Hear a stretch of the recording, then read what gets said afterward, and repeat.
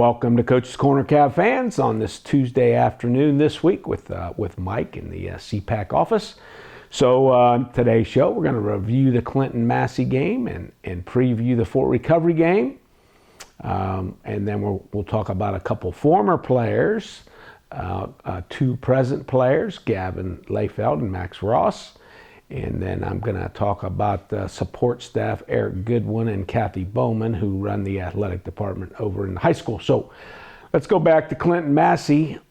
Certainly for me, and I guess probably for all of anyone involved with the offense, a very frustrating game. So as well as we played against Valley View offensively, we didn't play well this past week, and just so many what ifs and what if I would have done this or done that, or what if I would have called in that, the second last drive there when we had the ball on the one. I looked back and just frustrated with myself that maybe I didn't make a couple better calls in that second to last drive there to when we were ahead and to get us a couple first downs and win the daggone game.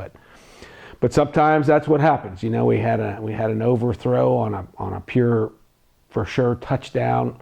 A long play. We had an uncharacteristic bad snap on the second play of offense. He just snapped it too early and the quarterback wasn't ready.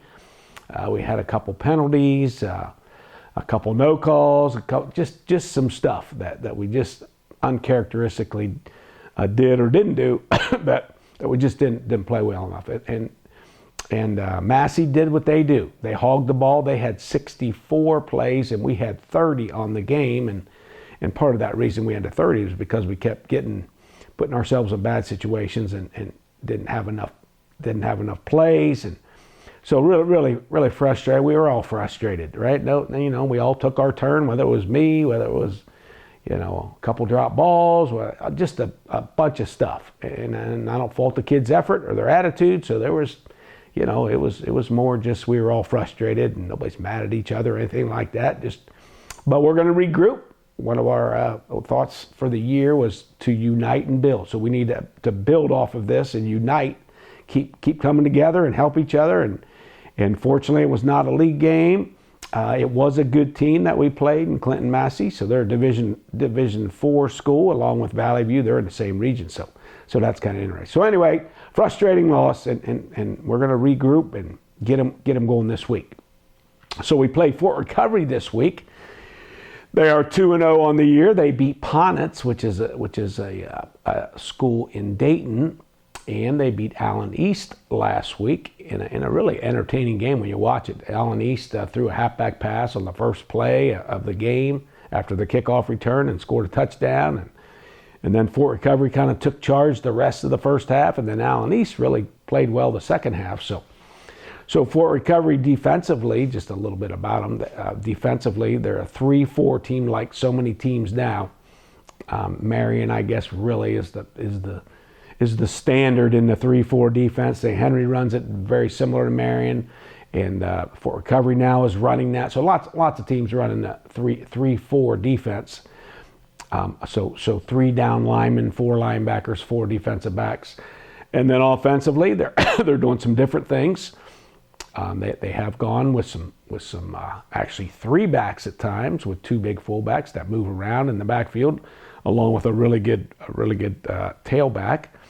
But then they'll go spread 2x2, 3x1, kind of like what we do a lot.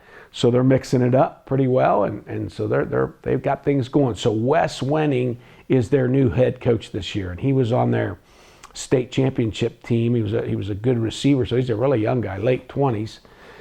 He went and played at Ashland College, Division II school, and then he coached at Akron-Hoban, who has won the state 2, 3, maybe 4 times. I'm not really sure, but so he was in a really good program as a teacher and coach. And like a lot of our guys around, a lot of our players, former players and former students have come back. So it was good to get Wes back in town. I had a good talk with him in the summer. We just met and couple hours just to kind of talk about things in the MAC and those types of things. So proud of Wes, I guess. I don't know him that well, but what we've seen out of them, they got things going. He's got 50 some kids out. so good for him. Good for him getting it going. And so this game Friday night, a 7:00 game, is going to be a good battle for us. So support staff, I guess this really isn't support because Eric's my boss, but Eric Goodwin and Kathy Bowman run the athletic program, and Eric's been around here since the late 1990s, I think, maybe right around 2000, and does a great job running the athletic program, whether it's the money, whether it's running all kinds of tournaments, to making sure that we have all the equipment that we need. Our facilities are top notch, and so Eric does a really, really good job with all that stuff that nobody sees, to make sure that things are done correctly and done the right way. And so thanks to Eric. And then Kathy is kind of the unsung hero of that department, with so much of the paperwork and whatever any coach needs, and making sure everybody has their physicals in and just all that kind of stuff. So thanks to Eric and Kathy. A couple former players, and this is kind of like the Wes Wedding thing, where guys have come back after leaving for a while, but Ross and Adam Homan, the Homan brothers, right? So Ross was a 2006 graduate, and Adam was a 2008 graduate.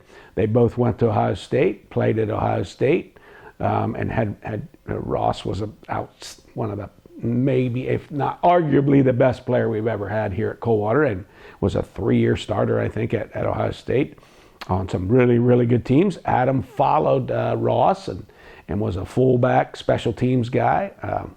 So fortunately for us, they both are smart dudes, and we're in the medical field with a company called Stryker, with lots of medical equipment. I don't really know a whole lot about it, but medical equipment. And since then, they both have come back home. Adam is a PA now. Dr. Broering, who works for OIO, Dr. Broering's kind of right-hand man in his office. So he does a great job. And then Ross, I'm not sure if he still works for Stryker, but after COVID year, Ross came back home. So it's great to have the Homan brothers back in town, and like so many of our guys that I'll continue talking about, that have come back, have gone away and had great experiences and come back home. So good for you two, Ross and Adam, and I'm sure hopefully we'll have you around forever, I guess.